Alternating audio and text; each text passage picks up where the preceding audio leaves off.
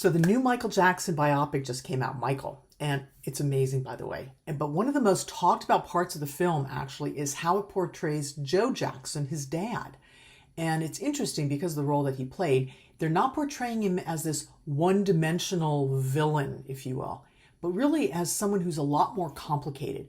He was demanding, like really relentless, and in a lot of ways, he was the driving force behind what made Jackson 5 so undeniable, right? But here's what I find most interesting. And more importantly for me, the question is, why did Michael stop pushing once his dad was no longer there? So a lot of people look at someone like Michael Jackson and think, oh, well, he's gifted, or he had opportunities, or he was just different. And they kind of relegate his success to that. And absolutely, like those things are true. But if we want to learn something from his amazing success, we need to be honest, because a lot of those factors aren't useful for the rest of us.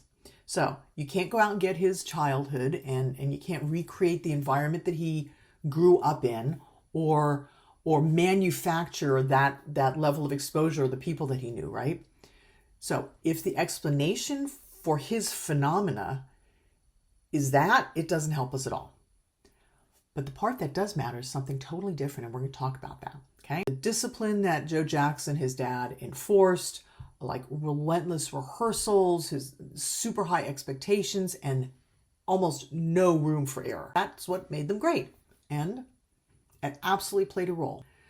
But I'd like to pause and consider something that actually is not really being talked about, because if that were the whole story, then the outcome should have changed when the pressure stopped, right?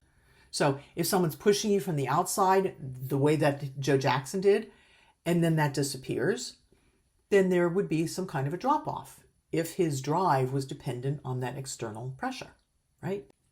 But that's not what happened, because when Michael went solo, everything changed externally, right? He had a completely different level of control, like he was the driving force of everything that he did.